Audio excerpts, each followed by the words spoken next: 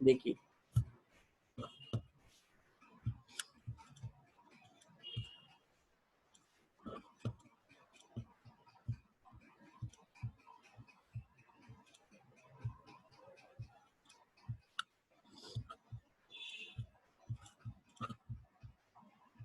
So if we discuss about chemiosmotic hypothesis, then chemiosmotic hypothesis, it was proposed by Michael in 1961.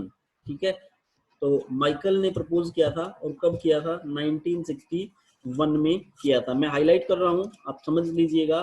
ठीक है, तो propose किया था 1961 में। ठीक है, क्या कहती है केमियोस्मोटिक हाइपोथेसिस? देखिए, according to this hypothesis, light reaction जब होती है ना, लाइट रिएक्शन के दौरान क्या होता है?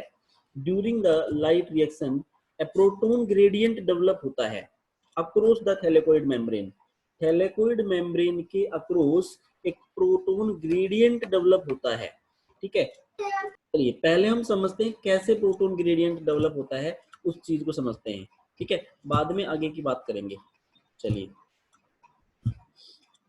देखिए, जैसे फॉर एग्जांपल अभी जो आपके स्क्रीन के ऊपर आपको एक डायग्राम दिखाई दे रहा है, इस डायग्राम को समझिए आप। ठीक है, अभी हम इस डायग्राम को समझते हैं और इस डायग्राम में देखिए क्या दिख रहा है हमें। अभी ये जो हमें मेम्ब्रेन दिखाई दे रही है एक, ठीक है, ये फोस्फोलिपिड बाइलेयर दिख रहा है। So this is the membrane of thylakoid. ये किसकी मेम्ब्रेन है? थैलेकोइड की मेम्ब्रेन है। ठीक है, इस थैलेकोइड की मेम्ब्रेन पे ये जो दिख रहा है हमें, दिस इज फोटोसिस्टम 2। ये क्या है? ये फोटोसिस्टम 2 है।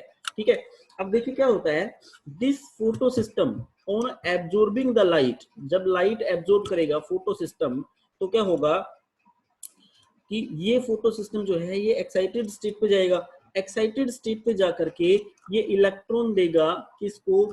प्लास्टोक्यूनोन को। किसको दे रहा है इलेक्ट्रॉन? प्लास्टोक्यूनोन को। ठीक है, ये प्लास्टोक्यूनोन इलेक्ट्रॉन लेकर के, इसके ऊपर नेगेटिव चार्ज हो जाएगा ना, प्लास्टोक्यूनोन जब इलेक्ट्रॉन एक्सेप्ट करेगा तो इसके ऊपर, ये जो प्लास्टोक्यूनोन है ये जब इलेक्ट्रॉन एक्सेप्ट करेगा तो इसके ऊपर नेगेटिव चार्ज हो जाएगा। तो ये क्या करेगा? ये प्रोटॉन्स लेगा। ये क्या लेगा? ये प्रोटॉन ले लेगा यहाँ से। ठीक है, ये प्रोटॉन ले लेगा और प्रोटॉन्स को लेकर के किस में कन्वर्ट हो जाएगा? It will be converted into plastoquinone dihydrogen. तो ये किस में कन्वर्ट हो जाएगा? प्लास्टोक्यूनोन डाइहाइड्रोजन में कन्वर्ट हो जाएगा। ठीक है, फिर इधर ये दिखाई दे रहा है हमें, देखो इसमें दो साइडें हैं। ठीक है, तो मैं यहाँ पर साइड लिख देता हूँ। Let us consider this is side X and let us consider this is the side Y. दो साइडें हैं। ठीक है, सो जो साइड एक्स है, जो साइड एक्स है, it is the outer side. ये आउटर साइड है। ठीक है, और जो साइड वाई है, ये मान लीजिए हमारी को थैलेकोइड है। ठीक है, और हमने मेम्ब्रेन का एक छोटा सा पार्ट ड्रॉ किया, तो साइड वाई जो है ना, it is the inner side of thylakoid. ये थैलेकोइड के अंदर की साइड है, अंदर वाली साइड है। ठीक है, तो जब स्प्लिटिंग ऑफ वाटर हो रही है, थैलेकोइड के अंदर क्या हो रहा है? Splitting of water. Splitting of water से क्या हो रहा है? प्रोटॉन रिलीज हो रहे हैं। ठीक है ना, इलेक्ट्रॉन तो इसने ले लिए थे, इलेक्ट्रॉन तो किसने ले लिए? फोटोसिस्टम 2 ने ले लिए। ठीक है, प्रोटॉन रिलीज हो रहे, ऑक्सीजन इवोल्व होगी, तो प्रोटॉन कहां बच गए? थैलेकोइड के अंदर बच गए। अब देखो क्या होता है। ठीक है, यहां पर हम कह रहे हैं प्लास्टोक्यूनोन डाइहाइड्रोजन बना। ये प्लास्टोक्यूनोन डाइहाइड्रोजन जो है ना, ये भी प्रोटॉन्स को रिलीज कर देगा inside the thylakoid and it is reconverted into plastoquinone. ये वापस किस में कन्वर्ट हो जाएगा? प्लास्टोक्यूनोन में कन्वर्ट हो जाएगा। फिर ये प्लास्टोक्यूनोन डाइहाइड्रोजन जो है ना, ये थ्रो साइटोक्रोम B6F, ये साइटोक्रोम B6F है। तो through cytochrome B6F, it transfer its electron to the plastocyanin. ये इलेक्ट्रॉन किसको दे देगा? प्लास्टोसाइनिन को। ठीक है, फिर प्लास्टोसाइनिन फोटोसिस्टम 1 को देगा। फोटोसिस्टम 1 जो है वो फेरिडोक्सिन को देगा, और फेरिडोक्सिन जो है वो क्या करेगा? NADP को NADPH में कन्वर्ट करेगा। ठीक है, ये पूरी प्रोसेस हमने लाइट रिएक्शन में डिस्कस करी थी, लेकिन हमने डायग्राम के थ्रू डिस्कस नहीं करी। अब हमने यहां हम देख रहे हैं कि किस तरह से थैलेकोइड के मेम्ब्रेन के अंदर, मेम्ब्रेन जो है उसका ही पार्ट है ये सारे के सारे फोटोसिस्टम, और ये सारे फोटोसिस्टम्स जो हैं ये क्या कर रहे हैं? थैलेकोइड की मेम्ब्रेन का पार्ट होते हुए ये सारे फोटोसिस्टम जो है ये लाइट रिएक्शन को परफॉर्म करवा रहे हैं। अब यहाँ पर देखने लायक चीज ये है, क्या हो रहा है कि जो साइड एक्स है जो हमने ड्रॉ की है, देखिए ये जो हमने ड्रॉ की है, this is the side x, this is the, ये जो साइड एक्स है हमारी, ये जो साइड है ये साइड एक्स है, ये वाली साइड, ये आउटर साइड है, आउटर ऑफ द थैलेकोइड, ठीक है ना। And this is the inner side of thylakoid, जो नीचे की तरफ जो ड्रॉ की है हमने, जो नीचे की तरफ दिखाई दे रही है थैलेकोइड के अंदर वाली साइड। देखो क्या हो रहा है, थैलेकोइड के अंदर पहले वाटर की स्प्लिटिंग हुआ, प्रोटॉन रिलीज हुआ, बाद में प्लास्टोक्विनोन ने प्रोटॉन रिलीज किया थ्रू साइटोक्रोम B6F, ठीक है। तो क्या हो रहा है कि प्रोटॉन रिलीज हो रहा है इनसाइड द थैलेकोइड, प्रोटॉन रिलीज हो रहा है इनसाइड द थैलेकोइड, ठीक है। तो क्या हो रहा है, जब प्रोटॉन रिलीज हो रहा है इनसाइड द थैलेकोइड, प्रोटॉन का कंसंट्रेशन बढ़ रहा है थैलेकोइड के अंदर, थैलेकोइड के अंदर क्या हो रहा है, प्रोटॉन का कंसंट्रेशन बढ़ रहा है, और थैलेकोइड के बाहर क्या हो रहा है, प्रोटॉन का कंसंट्रेशन घट रहा है, ठीक है। तो थैलेकोइड के अंदर प्रोटॉन का कंसंट्रेशन बढ़ रहा है और थैलेकोइड का के बाहर प्रोटॉन का कंसंट्रेशन डिक्रीज हो रहा है, ठीक है। तो ओवरऑल हम क्या कह सकते हैं कि the protons transfer from their high concentration to their low concentration. तो जो प्रोटॉन्स हैं वो अपनी हाई कंसंट्रेशन से अपनी लो कंसंट्रेशन की तरफ मूव करेंगे, ठीक है ना। यानी कि they will move, protons will move, कहां पे मूव करेंगे, outside the thylakoid membrane, थैलेकोइड membrane के बाहर की तरफ प्रोटॉन्स मूव करेंगे। ये प्रोटॉन मूव करता हुआ दिखाई दे रहा है हमें बाहर की तरफ, ठीक है। So these protons move outside the thylakoid membrane via a specific enzyme, a specific structure complex called ATPase या ATP synthetase, ATP synthase. So this is ATP synthase. ये क्या है, ये ATP synthase है जो प्रोटॉन को ट्रांसपोर्ट करेगा। क्या करता है ये, प्रोटॉन को ट्रांसपोर्ट करता है from inside to outside of thylakoid membrane, ठीक है, इनसाइड से आउटसाइड ऑफ थैलेकोइड मेम्ब्रेन। इसकी वजह से जब ये प्रोटॉन को ट्रांसपोर्ट करेगा तो इसकी वजह से क्या होगा, इसकी वजह से यहां पर ये जो एटीपी सिंथेज है इसकी कन्फर्मेशन चेंज होगी, इसके कन्फर्मेशन चेंज होने की वजह से एनर्जी प्रोड्यूस होगी, and that energy is used in production of ATP, that energy is used in production of ATP. ये वाली एनर्जी यूज करी जाती है एटीपी प्रोडक्शन में। तो यहाँ इस तरीके से एटीपी का प्रोडक्शन होता है, ठीक है। तो इस थ्योरी, इस पूरा मैकेनिज्म जो हम देख पा रहे हैं, इस पूरे मैकेनिज्म में हो क्या रहा है, एक्चुअली इस मैकेनिज्म में हाइड्रोजन आयन जो है, H+ आयन जो है, उसका कंसंट्रेशन ग्रेडियंट जनरेट हो रहा है, कंसंट्रेशन अंदर बढ़ रही है और बाहर घट रही है। तो अंदर बढ़ने की दो फिनोमेना देख रहे हैं हम, पहला वाटर प्रोटॉन रिलीज कर रहा है, पहला वाटर से H+ आयन रिलीज हो रहे हैं, और दूसरा plastoquinone through cytochrome B6F proton release कर रहा है, और बाहर घट रहा है कि बाहर से एक तो ये वाला प्रोटॉन आ रहा है अंदर जो प्लास्टोक्विनोन ले रहा है, और दूसरा NADP प्रोटॉन को कंज्यूम कर रहा है और ये NADPH में कन्वर्ट हो रहा है। तो यानी बाहर प्रोटॉन की कंसंट्रेशन डिक्रीज हो रही है, अंदर प्रोटॉन की कंसंट्रेशन इंक्रीज हो रही है।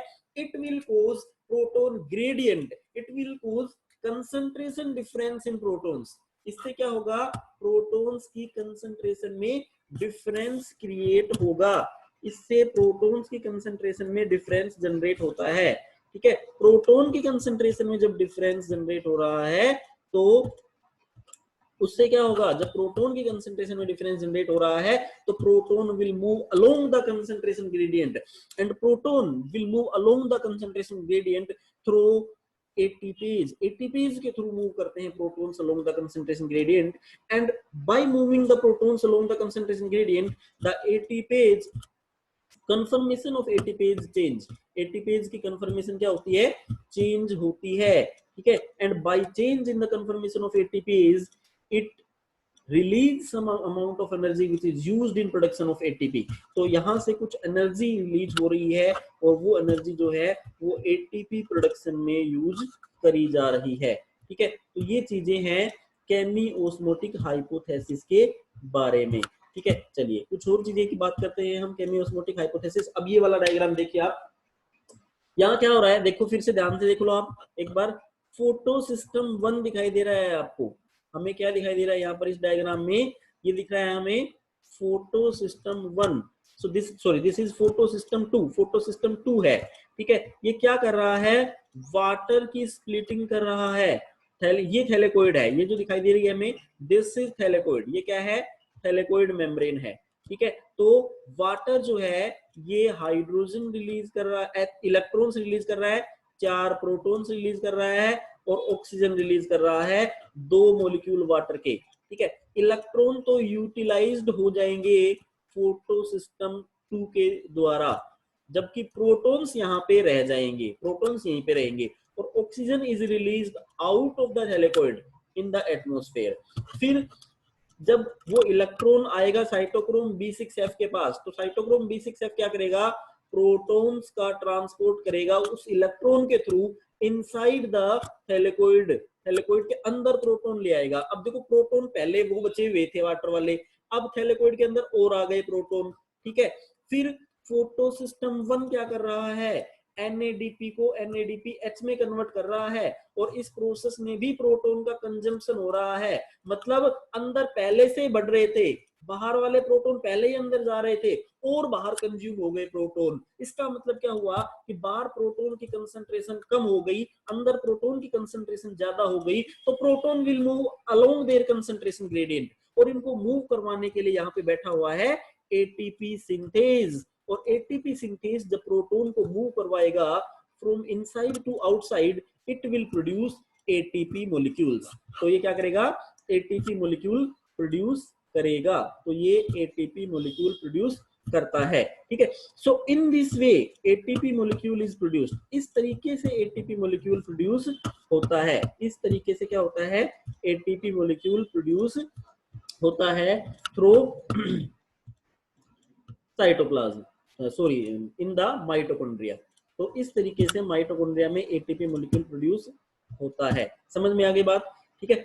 सो अभी हम बात कर रहे हैं कि कैसे ATP बनता है, हम बात कर रहे हैं कि ATP जो है वो सिंथेसिस कैसे होती है ATP की, ठीक है। तो ये यही है केमियोस्मोटिक हाइपोथेसिस, यही है क्या, केमियोस्मोटिक हाइपोथेसिस, ठीक है। तो ये हमने बात करी भाई केमियोस्मोटिक हाइपोथेसिस की। किसी को कोई डाउट है तो पूछो इसमें। एक बार मैं इसकी थ्योरी बता देता हूँ आपको, देखिए सबसे पहले हम बात करेंगे chemiosmotic hypothesis. It is proposed by Mitchell in 1961, propose करी थी, ये एक मिनट रुको भाई, तो मिशेल ने प्रपोज की थी, कब करी थी, 1961 में प्रपोज करी थी, ठीक है। और केमियोस्मोटिक हाइपोथेसिस बोलती है कि ATP सिंथेसिस होता है due to generation of concentration difference of protons, protons की कंसंट्रेशन डिफरेंस जनरेट होने की वजह से ATP सिंथेसिस होता है, ठीक है। तो ये बात करी थी हमने, ठीक है। अब देखिए ये बोलता है कि during light reaction a proton gradient develop across the thylakoid membrane. और प्रोटॉन ग्रेडियंट कैसे डेवलप होता है, बाय फॉलोइंग प्रोसेसेस। फर्स्ट है photolysis of water inside the thylakoid increase the proton concentration, ठीक है। थैलेकोइड मेम्ब्रेन के अंदर वाटर की फोटोलिसिस होती है, उसकी वजह से प्रोटॉन कंसंट्रेशन इंक्रीज होती है।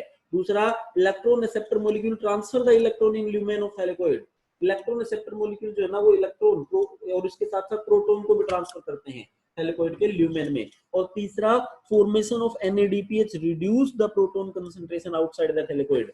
थैलेकोइड के बाहर जो NADPH बन रहा है वो भी तो प्रोटॉन की कंसंट्रेशन को रिड्यूस कर रहा है, ठीक है। तो हम बोल रहे हैं कि ATP सिंथेज जो है वो क्या करेगा,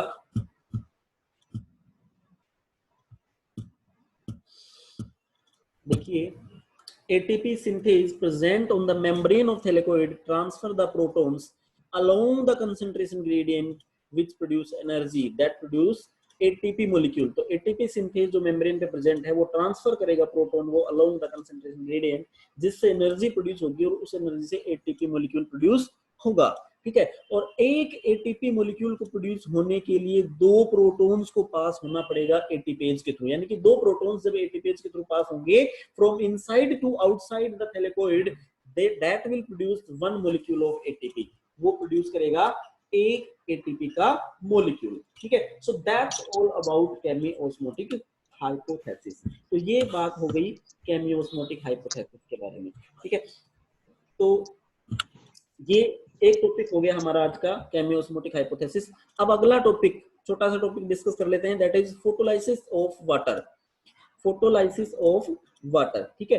देखिए, वाटर स्प्लिटिंग कॉम्प्लेक्स जो होता है, वाटर स्प्लिटिंग कॉम्प्लेक्स जो होता है, ऑक्सीजन इवॉल्विंग कॉम्प्लेक्स भी होता है और एक वाटर स्प्लिटिंग कॉम्प्लेक्स होता है। This is associated with photosystem 2। ये किसके साथ एसोसिएटेड होता है? फोटोसिस्टम 2 के साथ एसोसिएटेड होता है भाई। वाटर स्प्लिटिंग कॉम्प्लेक्स किसके साथ एसोसिएटेड होता है? फोटोसिस्टम 2 के साथ एसोसिएटेड होता है, ठीक है। और मैग्नीज और क्लोरीन आयंस एक इंपॉर्टेंट रोल प्ले करते हैं in the photolysis of water. Water की फोटोलिसिस में मैग्नीज और क्लोरीन आयंस जो होते हैं, इनका हेल्प होती है, इनका इंपॉर्टेंट रोल होता है, ठीक है।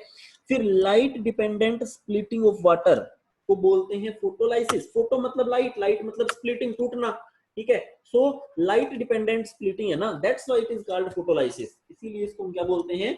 Photolysis, light dependent splitting of water. तो आपको रिएक्शन दिखाई दे रही है, यहाँ पर क्या होता है? 2H2O gives 4H plus O2 plus 4 electrons, ठीक है। 2 वाटर मॉलिक्यूल से 4 प्रोटॉन बनते हैं, 4 इलेक्ट्रॉन बनते हैं और एक ऑक्सीजन मॉलिक्यूल बनता है, ठीक है। सो यहाँ जो इलेक्ट्रॉन्स बने हैं, these electrons are used for replacing the electron lost from P680। तो हमने बात करी थी कि P680 जो है ना, वो एक्साइटेड स्टेट पे जाके इलेक्ट्रॉन लॉस कर देता है और उन इलेक्ट्रॉन्स को रिप्लेस करने के लिए ये जो इलेक्ट्रॉन्स रिलीज हुए वाटर से, इनका यूज किया जाता है। Now P680 absorb light and become a strong oxidizing agent and split a molecule of water to release oxygen, ठीक है। ये हम बात कर चुके हैं इस चीज के बारे में, ठीक है। So this is called photolysis of water. अब यहाँ जो प्रोटॉन्स है ना, ये प्रोटॉन्स आ गए यहाँ पर, these protons are used in formation of NADPH। ये प्रोटॉन्स कहाँ जाएंगे? थैलेकोइड के बाहर। और NADPH कहाँ बनेगा? थैलेकोइड के बाहर, यानी कि NADP को प्रोटॉन की जरूरत है NADPH बनाने के लिए, तो यही वाले प्रोटॉन्स यूज होंगे in formation of NADPH from NADP, ठीक है। So this is about the photolysis of water. These are some important points about photolysis of water. ये कुछ इंपोर्टेंट पॉइंट्स हैं वाटर की फोटोलिसिस के बारे में, ठीक है। सो ये बात करी हमने अबाउट फोटोलाइसिस ऑफ वाटर, ठीक है। अब बात करते हैं हम next,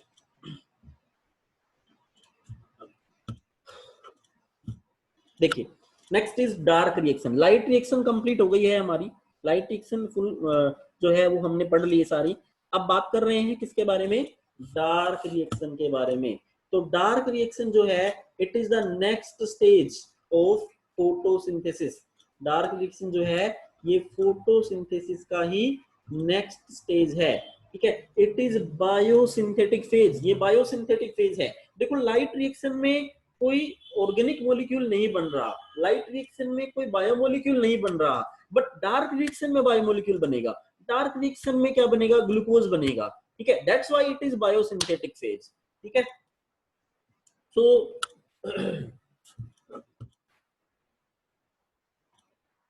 this stage is also called dark phase. इसको डार्क फेज बोलते हैं क्योंकि ये लाइट पे डिपेंडेंट नहीं है बिल्कुल भी, इसीलिए इसको क्या बोलते हैं?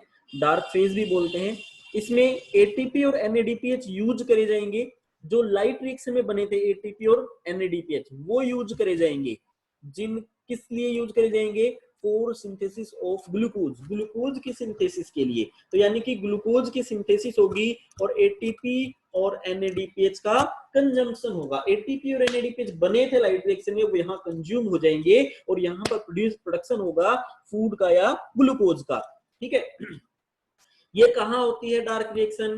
It occurs in stroma of chloroplast, chloroplast के स्ट्रोमा में होती है। हमने बात करी थी क्लोरोप्लास्ट के बारे में कि ग्रेना और स्ट्रोमा, क्लोरोप्लास्ट के ल्यूमेन को बोलते हैं स्ट्रोमा, और जहां थैलेकोइड्स अरेंज्ड होते हैं वन अबव अनदर उसे बोलते हैं ग्रेना। तो डार्क रिएक्शन होती है in the stroma of chloroplast, because dark reaction के लिए किसी क्लोरोफिल की जरूरत नहीं होती है और क्लोरोफिल होती है ग्रेना के पास, तो इसीलिए लाइट रिएक्शन होती है ग्रेना में, डार्क रिएक्शन कहां होती है, स्ट्रोमा में होती है।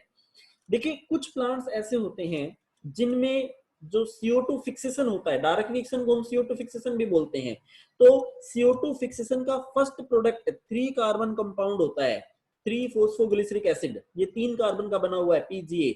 ऐसे प्लांट्स को बोलते हैं C3 प्लांट्स, ऐसे प्लांट्स को क्या बोलते हैं, C3 plants. And this cycle in which the first stable compound is of 3 carbon, that is 3 phosphoglyceric acid, is called C3 cycle। हम डिटेल से डिस्कस करेंगे C3 साइकिल के बारे में। और दूसरे जो प्लांट्स होते हैं उन प्लांट्स के अंदर फर्स्ट CO2 फिक्सेशन प्रोडक्ट जो है that is a 4 carbon compound, वो एक 4 कार्बन कंपाउंड का बना होता है जिसको बोलते हैं ऑक्सैलो एसिटिक एसिड। ठीक है, तो कुछ में तो 3 कार्बन का होता है, कुछ में 4 कार्बन का होता है। जिनमें 4 कार्बन का कंपाउंड बनता है उन्हें C4 प्लांट्स बोलते हैं, और C4 प्लांट्स के अंदर जो साइकिल ऑपरेट होती है that is called C4 pathway या C4 साइकिल। तो C4 प्लांट्स में होती है C4 पाथवे या C4 साइकिल। ठीक है, तो ये हम बात कर रहे हैं डार्क रिएक्शन के बारे में कि डार्क रिएक्शन जो है इसके अंदर क्या होता है, C3 साइकिल होती है और C4 साइकिल होती है। ठीक है, सो डार्क रिएक्शन जो है, अब इसके अंदर हमें बात करनी है अलग अलग डिफरेंट हमें बात करनी है। सबसे पहले C3 साइकिल, केल्विन साइकिल बोलते हैं C3 साइकिल को। ठीक है, मैं आज जनरल इंट्रोडक्शन दे रहा हूँ सिर्फ C3 साइकिल का। ठीक है, डिटेल्स हम नेक्स्ट क्लास में डिस्कस कर पाएंगे क्योंकि बहुत बड़ी साइकिल है, हम कंप्लीट नहीं कर पाएंगे आज, तो सिर्फ आज मैं इतना ही बता पा रहा हूँ। आपको ये डायग्राम दिखाई दे रहा है और डायग्राम से समझ आ रहा होगा आपको कि C3 साइकिल क्या है। ठीक है, तो समझ ये आ रहा है हमें इस डायग्राम से कि ये लाइट आई, ठीक है, ये ग्रेना है।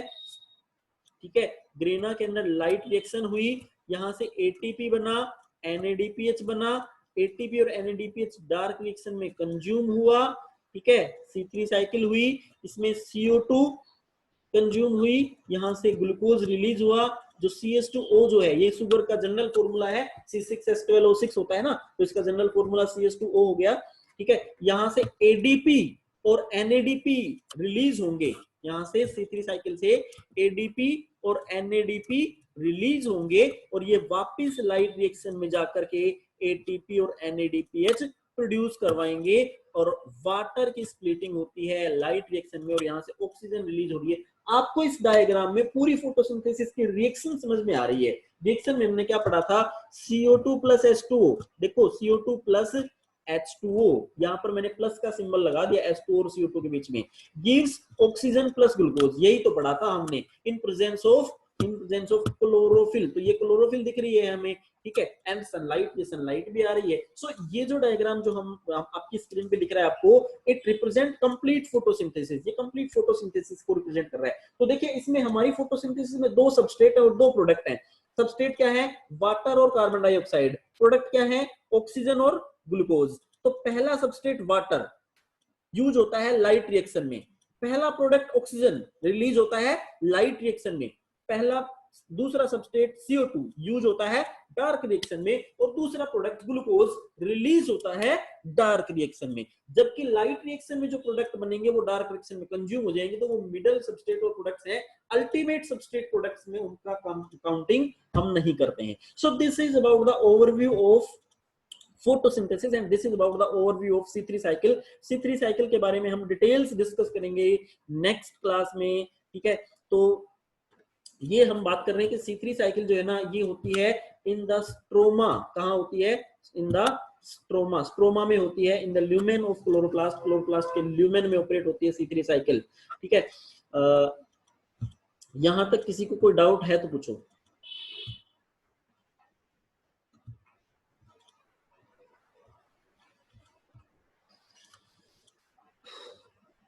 हाँ भाई, एनी डाउट?